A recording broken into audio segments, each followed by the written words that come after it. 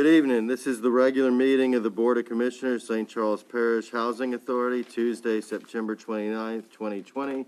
Time is 6:15. I call the meeting to order. We'll all rise for the Pledge of Allegiance.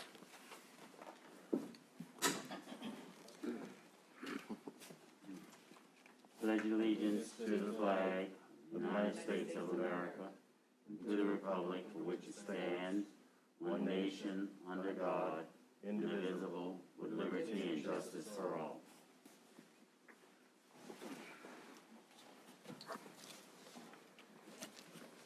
All right, seeing that we have a quorum here tonight, we'll begin the meeting with a review of the minutes from August 3rd, 2020. Any board discussion? Yes. One more quick. Ms. Hollis, you were at the last meeting? August 3rd, yes. Not only was I at the meeting, we also had a public hearing. Well, we have you marked as absent in the meeting. Well, that's not appropriate. That's not correct. Well, that's why I was just putting that out there. Thank you. I saw the absent, then I saw you had some comments in the meeting, so you were here. All right. Okay, Mr. Chair, if nothing further, I move that we accept the meeting with the correction of Ms. Hollis as present. A second. All right, all in favor? All right. Aye. That carries. All right, seeing no representative from the Sheriff's Department, we'll go on to the financial report, review of low rent and HCBP financials. Ms. Hollis.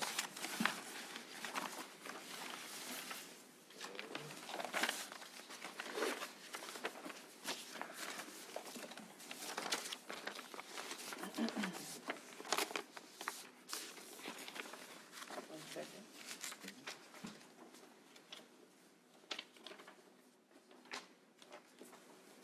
Financial statements for the month of July 31st, 2020.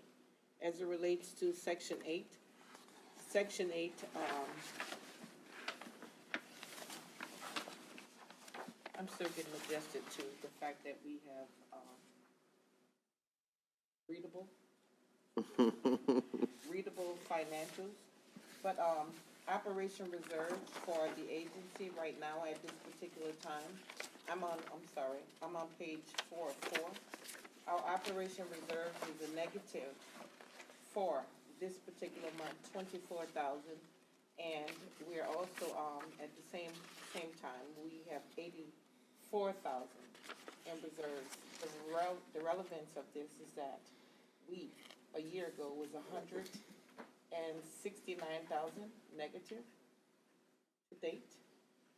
We're at 64,000 negative. Our UNP is now at 64,000, which means that we have retired over 100,000 of the unrestricted net position for the agency. Excuse me? Your microphone. Oh, my mic is not on. I'm sorry. Basically, the relevance of this is that the 189,000 deficit that we had in our UNP, which is what our unrestricted net position, is now at $60,000. So we've retired over $100,000. I'm going to skip over everything else and go to low rent, which is also relevant because low rent, as you guys can remember, we were borrowing from one program to another program to pay for the other. And I'm not going line item by line item, but as it relates to our low rent program, we have in excess of $700,000 in restricted income in the bank. What page are you looking at right now? I am not looking at a page. I know it by heart. I deal with it every day. I'm sorry.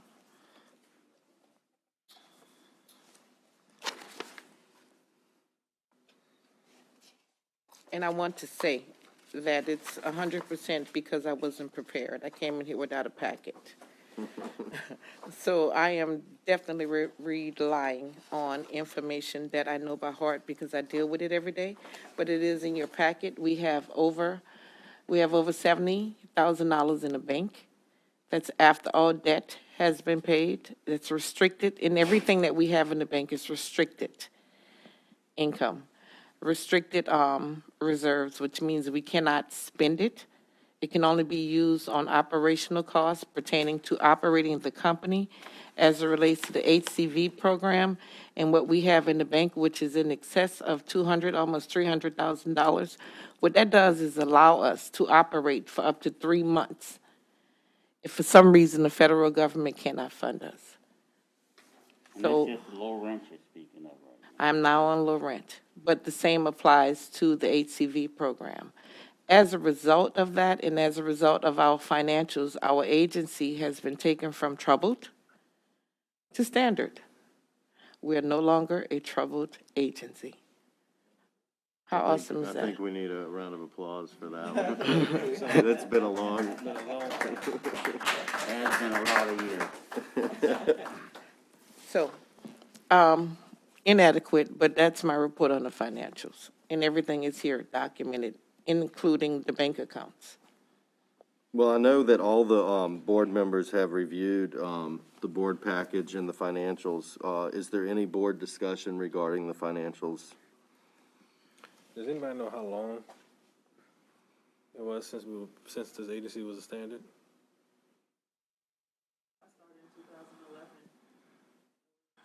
You had trouble in 2011, Charles? Well, I know it was long before I was around. You the original, Charles, one of the originals. Charles and Brandon. Brandon's been there 12-plus years. Yes, yeah. But let me say this, before we acknowledge, well, we've already acknowledged it, but before we celebrate, I need to say this, that the staff have become a team. We're a team, we're co-workers. I introduce them as my co-workers all the time, wherever we are. We've become a team, co-workers, and we work hard. And without their support and the initiative that the staff takes, we wouldn't be where we are now. So I appreciate you guys. Y'all need to tell Chris and Fred. Thank y'all. And Yolanda. Everyone. Good work, good work. All right, well, Mr. Chair, we have to accept the minutes right? Accept the financial reports into the I'm sorry, records, financial reports. that in the they've been records, yes. reviewed and we're receiving them into the record. Mr. Chair, I'd like to accept the financial reports, and that we reviewed, and that we're receiving them in the records. Second. All in favor? Aye. That carries. Board review of VMS report. Brandy, are Brandy? you comfortable with the VMS? I could recite that from memory. You have the report from Yolanda. Let's see, the Housing Authority and happiness, for the month of August. Oh, please turn on your microphone. Oh, I'm sorry. For the month of August, the Housing Authority paid out $184,990 in HAP payments. Of that, $10,000, $119.53 was for our income and portabilities from parishes such as Kenner, Jefferson, also Biloxi, Natchitoches, and Kansas City. Right now, we have currently 11 port-ins housed in our parish, and we have 5 searching in other parishes. So with that being said, we have 11 total port-ins. On a monthly basis, Yeah, we're a getting port-in is a, let me just elaborate on that. A port-in is a Section 8 voucher holder that was awarded in another parish, that decided that they wanted to move to St. Charles Parish. We have consistently received at least 5 port-ins a month. And with the port-ins, and what we're doing is we're absorbing them, which means that the port-in becomes a permanent number. Port-in, P-O-R-T, port-in? Port-in, Okay. port-in, Tenants yeah. coming into the parish. That is correct. So what we've been doing is absorbing the port-ins and still have had an opportunity to award new vouchers from our current portfolio. The Landlords in the parish, right? landlords in the parish. So that means that we're satisfied, we're getting these people in because we have more landlords that are on the program, right? which is exactly where I was gonna go. Right. For the last year, we've had more landlords than we've had people searching, which is excellent, because that means that property owners are starting to trust us again and willing to work with us. So at this particular time, we have more landlords than we have voucher holders. And also, we are still able to accept port ins. The reason we have not issued more vouchers is because there's a budget. Even though we have 373 vouchers, it doesn't mean that we have enough money to administer 373 vouchers. The amount of money that's given to the agency is based on history and activity. And historically, we have not done a good job of leasing up on our VHC program.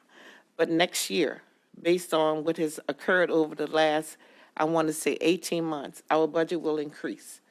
So we will have the ability to issue more vouchers, accept more port-ins, and also do project-based. Good deal. We need to get this agency to consult with some of our other agencies around, because, Networking. well, some of them need, and one of them's big, and I don't want to say too many words. The one we heard on the news today? I missed it. New Orleans is not doing well. Oh, really? Well, we're not talking about nobody else's. Hey, Yeah. that's We the- got a spec, Let's, we got a move spec on in our to- eye, I can't see. let's move on to We the do. administrative Can report. Can I ask a question on, Sure. on the VMS though? Okay. On page 4 of 11, when I'm looking at, unrestricted net position minus 144, what's that about? The minus 144, Is that what you were talking about earlier? restricted. Restricted, it should not be minus. We have almost $300,000 in the bank. Restricted net position is the money we have in the bank. If you look at the bank statements, we have consistently, I want to say for about a year now, had over 200 and some odd $1,000. We can't spend that. Nor can we use it to retire our unrestricted net position. Gotcha. So it should not say a negative. If you look at the bank statement, I think we have like 290 some odd $1,000. So this VMS is running behind the actual bank statement? It is. Everything that we provide to you on the day of the meeting is behind, because we have a third party that actually does it. We, right now, I think, what financials we have in here? July? And this is September meeting. So you see, this number that I'm looking at right now is a July number, the minus 144? It is a July number. And if we get to July, August, September, this number If we get to goes- October, this number goes down to what approximately? to about 40 some odd $1,000. There is an impact that, I mean, we've been having blessings on top of blessings. There's an impact that has provided us an opportunity, and that's the CARES Act. As a result of the CARES Act, every PHA received money from the federal government to deal with the COVID scenario. And as it relates to COVID, what we have been allowed to do, opposed to dealing with our operation and administrative money, we've been able to use the COVID money. So everything that's eligible as it relates to expenses, we actually charge it to COVID. I want to say that 90% of what we do to COVID is salary, which is our biggest expense, and that's what we've been spending on, and the PPE. And salary is eligible for those funds? Because I don't want to have a repeat of historical. Absolutely, agency. because we were zero tolerant, whatever we spend, we haven't changed the practices yet. Even though we're standard, we haven't changed the practices. So on a monthly basis, what I have to do is submit to HUD what we're spending our money on, and then they give me approval. Once they give us approval, then we write the checks, mail them off, and then ask for reimbursement. So that, the money you got from the COVID, did you request that, or they automatically? Automatically, formulated money, formulated money. We were fortunate that we have not had any outbreaks, but it was fortunate, but it took a lot of work. You know, we did everything that we could to secure our tenants. We didn't let our seniors go out to make groceries. We didn't let them do anything. We did it for them. You know, and that wasn't a HUD requirement. That was us. That was the staff, volunteers that were working with us. We brought them groceries every week. We took care of all of their needs. We didn't want them to move around. The other issue was the kids. As it relates to the kids, what we did was we worked with, there is a gentleman by the name of LaRon Bird, who is a resident I know you're talking about. of Hornville. And he has historically been doing things for the kids without talking about it. In some kind of way, he got in touch with me. He's been working with Brandy. He got in touch with me, and I'm like, no, sir, you cannot do anything else for our tenants or our kids without acknowledging what you do, because he is an inspiration. He broke the mold. He made it out. So they need to know who he is. He partnered with Ricky Jackson. As a result of it, we were able to secure computers for our kids. The school board purchased cards with filters on them so that the computers could only be used for school activity. And I went to HUD. I participated in a conference call and asked them if we could pay for the internet, and they said yes. So we have diligently been working to mitigate activity among our tenants. And the internet's being paid from the CARES Act, or the funds that we received? It is to be paid from the CARE Acts. We have some technical issues right now as it relates to the supporting documentation to pay for it. But in the last conference call I had, which was on Monday, the last conference call is that HUD is working to have an interagency agreement in place so that we can support the school board, because they can't pay for internet. Okay.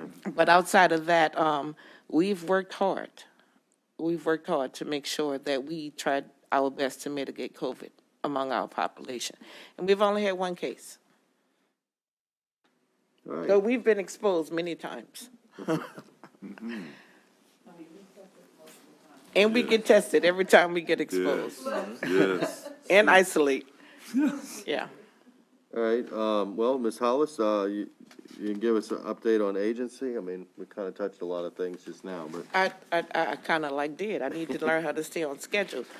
Basically, the most important things per what I need to share with you guys outside this information is our unrestricted net position. And we're at about 43,000 with our unrestricted net position. I need to make sure, Mr. Woods, that the VMS reflects that.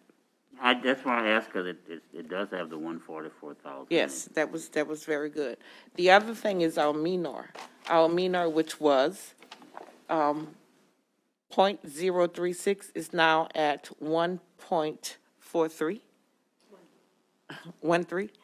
Yeah, so we've met our goal on We were MENOR. trying to be one or above. That was the goal, right? One or above, one or above. So we have successfully achieved that. The other thing that's very important is our process and the application and submitting for the streamlined voluntary conversion. We did, in fact, submit that application on August 6th to our field office. Our field office has responded with deficits that we need to address. One of them being our PHA plan. We did not, or I did not, document appropriately that we are allowing the residents to participate in the process. The difficulty in that is the fact that we do not have a resident council, which is a requirement. And we all know we've done everything that we could until the tenants step up and want to serve in that role. It's not a lot that we can do, but we can document it. We've had several public hearings. We've had several meetings with the tenants. We've had family briefings, so we will be able to document that and modify that part. The other issue in the application was concern about the relocation activity, which we are working on. Every deficit that they have is easy for us to fix. The biggest issue, literally, is going to be resolved today. And the biggest issue is that we had not ratified what happened on August 3rd. And it couldn't be ratified until you guys approved these minutes, which has occurred. So as it relates to the application, we are moving forward. Our partners are submitting our bond application, which is ahead of schedule. it's ahead of schedule because we're submitting our bond application before the approval of the application. Here's the issue. There's a timeline. The application, once submitted to the SEC, Chicago, that doesn't occur until our field office approve it. Once it goes to Chicago, we're talking about a 90-day window for HUD to approve it. The HUD approved loan, the interim construction loan that we need, takes 6 months. That's a 6-month process. The bond approval is a 4 to 5 month. So we are in the process of submitting our bond application and our HUD loan so that when we get the approval from HUD for the voluntary conversion, we're ready to move to the next step. All right. So for clarity, you say the shortcomings with the conversions were just the PHA plan? They just wanted, we have to confirm. Language in the PHA plan. Confirm our relocation activity, just what we're doing, and I know you guys are working on some things. Our development partner is literally putting a relocation plan together. As it relates to the PHA plan and the deficits in the PH plan, it was how we documented it, because we've had several public hearings, but we needed to document it better. I know you've been doing it, but we sit on one. Okay. You say that construction loan might take us about up to 6 months to whatever. All right. Up to 6 months. We're working with an agency out of Baton Rouge. It's called Highland. They are doing this type of, not necessarily voluntary conversion, but they're working with PHAs across the country. All right. All right, well, thank you, Ms. Hollis. Ms. Hayes, you want to give us an update on low rent and HCV program? At this time, the Housing Authority has 76 units leased with 24 vacant and 29 on the MOD program. In the month of August, we collected $20,467.49 in rent, and we're continuing with our pest control every second Tuesday of the month. We had no move-ins or no move-outs. Any questions from the board? All right, thank you, Ms. Hayes. Okay. Mr. Taylor, update on maintenance? Everything is going pretty good in maintenance. We down one person. He's out, had surgery, but, everything is going fine. I have one question for the Section 8 inspections. We have 18 initial pending, and I think as of October 5th, so you can October start 5th. back. Yeah, the HUD has had a moratorium in place because of COVID, which means they're not allowing us to go into tenants' units. On October 5th, that will be the end of the moratorium as of now. Things are so crazy. But after October 5th, we need to start scheduling. We need to start scheduling inspections for the Section 8 program. We do have PPE. Charles, I'm saying Charles, Right. because you don't like those suits. We have PPE. We have suits, we have shields, we have masks, we have face shields, masks, we have sanitary, we have whatever is needed. So once the moratorium is lifted, then Charles, who now serves as inspector only, no, not only, Right, and maintenance supervisor. right. Right. Right, with a restriction on his job duties because of his medical health. But Charles, we have Charles in a wing to start those inspections. Can we go into to the executive director report? Because it just flows. The executive director report was your update on agency. No, well, let me add to it.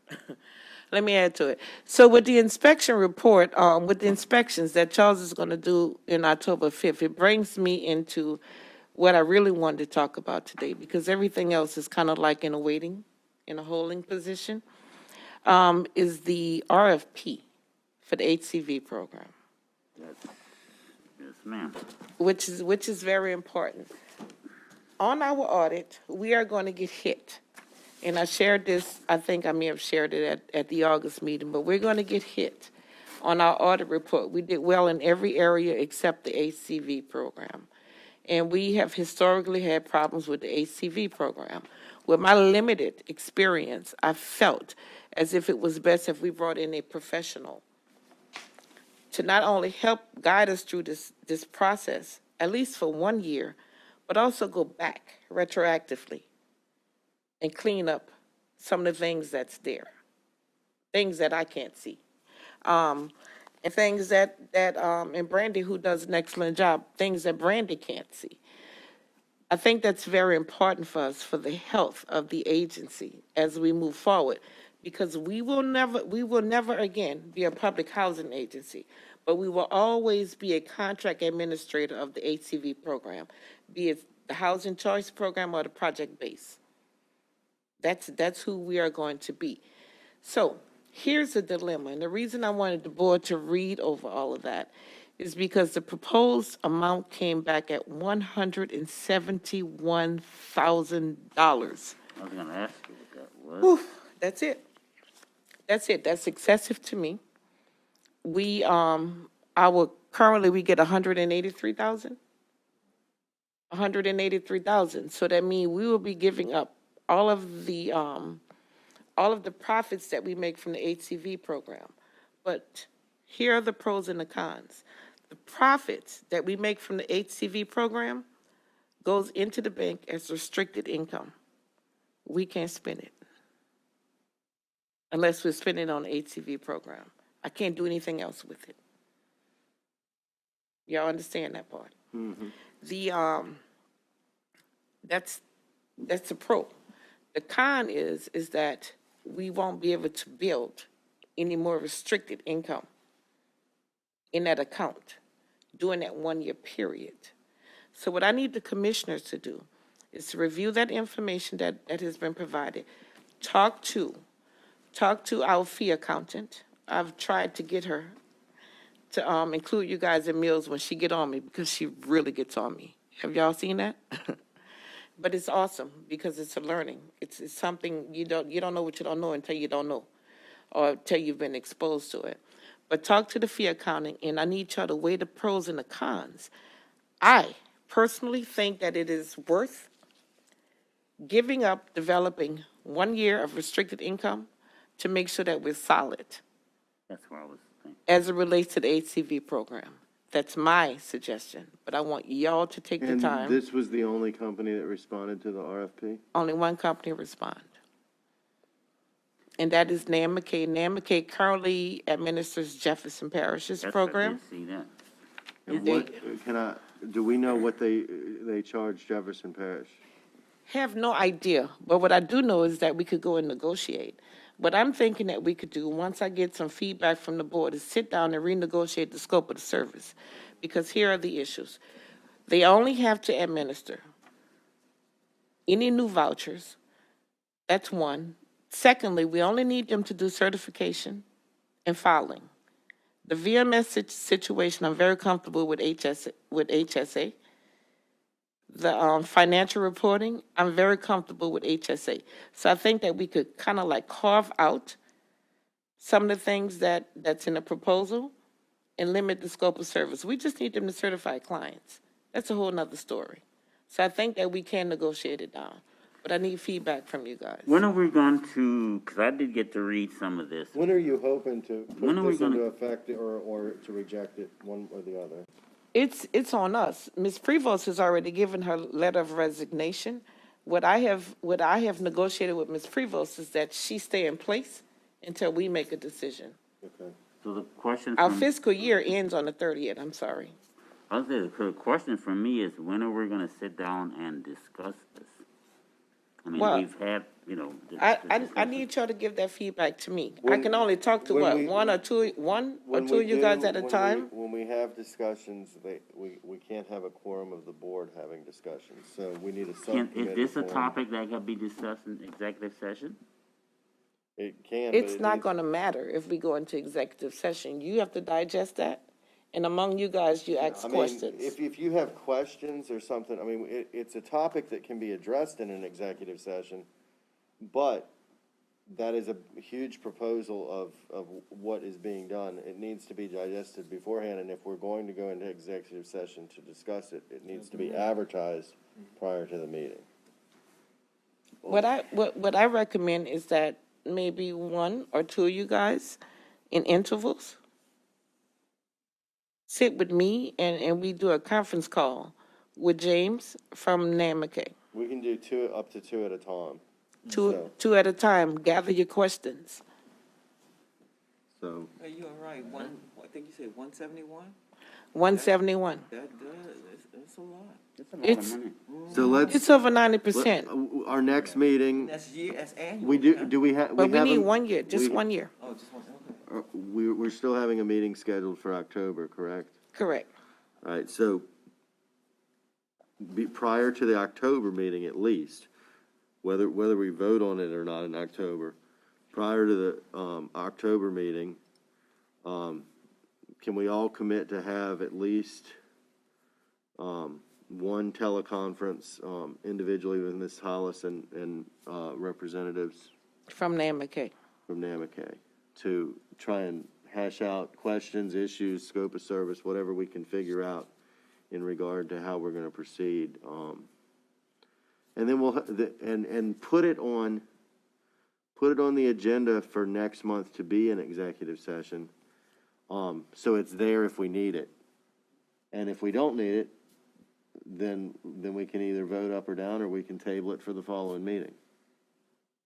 And let me add this, and I know it's going in the records, going in our minutes. Our minutes are now read monthly, literally.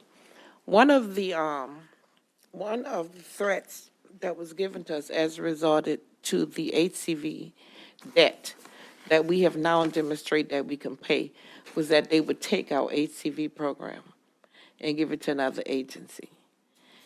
I think that eliminates the threat, because the reason to give it to another agency is based on the history of how we have administered it. I think it neutralizes that threat. And I'm only interested in the 1 year commitment, because we are doing a voluntary conversion. But I think that 1 year, So that 1 year is basically a learning process for y'all. it is a correction. It is a correction process. If we deal with where we are, forget about the first year I was here. The first year I was here, there was no time for me to deal with public housing. Learning, implementation, none of that. It was about plugging up holes, putting up fires, dealing with legal issues. The last year, we have come leaps and bounds. Forget about the first year. The last year, our only weakness right now is the HCV program. Whether we convince Ms. Prevost to stay and get her the proper training and support that she needs, or get a professional in to clean us up, at that point, we have no other weaknesses. We ready to move forward. We are ready to move forward. All right. Yeah, I think we just need to get some feedback, and get more understanding of what their actual scope of service is. I mean, I reviewed some of the material and, acronyms and everything else. It leaves a lot to question Right. as to what exactly, they're going to be doing.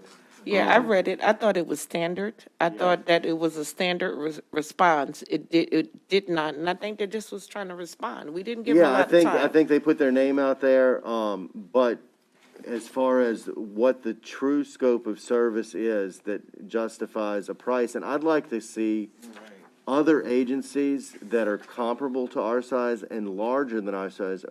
Is it a flat rate they just charge for an agency? Are they charging more for Jefferson Parish? To understand what the cost basis is. And then see if we need to negotiate down on some of the scope of services. Maybe there's some things that can be worked out to bring that cost down. I mean, obviously, it's restricted funds. It has to be used within that program, but we still need to be responsible with it and Absolutely. make every Fiscal dollar responsible. count. Yeah, I agree. I agree with everything that you said. I think it was a standard response. I think that it's not tailored to the uniqueness of our agency, the size of our agency, and the amount of vouchers that we have. I think that it was just like a flat rate, comparable to what Jefferson Parish. But we, we are nowhere compared to Jefferson Parish. We're not even comparable to Kenner. Kenner is 3 times, just the You city mean of Kenner. size-wise? Size-wise, the city of Kenner is 3 times. So, 4. so I'd like to find out, you know, what they're paying if, for anyone that has agencies in Louisiana that's using them. I'd like to see if we can find out what they're paying, to give us a basis, you know, what are you paying? How many units are in the program? How many vouchers, you know, and, And what their scope of service is also. right. huh? So, I Right. mean, so you're comparing Their apples expectations. to apples. I mean, you know, I go to Winn-Dixie and I say, well, this product costs this much, and if I go to Walmart, I know this product costs this much, and you're comparing the same product between 2 vendors. Here, we only have one person respond to RFPs, and I don't know what the standard rate is for a company like that, and Right. what are other agencies being charged? Right. Okay. So moving forward, can we commit, like you say, Ms. Hollis, I'll call you and meet with you with another one of the commissioners. No problem. And, we'll do the follow-up to see what other parishes are doing, and hopefully by next meeting, we'll have some good meat and potatoes of this and see where we go. I kinda agree with you that it's kinda something we need to do. Yeah, I think everybody's the in price agreement. of it It is needs to be cost. done, Cost Let's get the feasibility. cost is what we're but, talking about. yeah, it's like sticker shock, like, Yeah. Extreme sticker shock. Okay, so before we leave, from my reclaim executive, executive summary, I need to talk about the bylaws that you guys gave me. Okay. I have reviewed the bylaws. We've made modifications that will be provided to you guys. The language of what you have and what you submitted is not going to change. I want to state that those bylaws are HUD-approved bylaws. A couple of months ago, in trying to work out all of our issues with documentation, they provided us a new copy of our ACC. So we do have that on file. We identified that there were a deficit in our declaration of trust. We've resolved that issue. A declaration of trust is a document that was developed with each development stating that we agreed not to sell the property, the land. We can't sell the land. That's a Louisiana charter issue. And the final was our bylaws. And that's a part of the governing issues that HUD has been giving me a lot of flack about. So with that being said, I did share with them that in the fire, the original copy of the bylaws were lost. They gave us the authority. They gave us the authority to implement new bylaws. So the language in those bylaws is HUD approved, already approved. We did, Brandy, did take the liberty to make it personal to our agency. We'll get you guys a copy of that tomorrow, Brandy, so that you guys could finalize it and read through every component of it. And then hopefully at the next meeting, we take can a read. vote. We can add it to the agenda. I'd like to speak, before we leave this evening, I'd like to,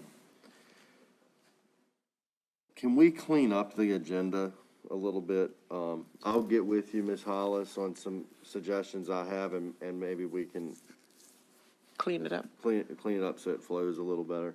Yeah, I'm trying to go with the old agenda, Yeah. which doesn't work for me at all. So Doesn't I work would for love, me either. That's- I would love that. It's too general, and it's out of order. Yeah. It doesn't flow with the way that we really truly need to conduct business, so. Okay, well, that being said, is there any other board discussion?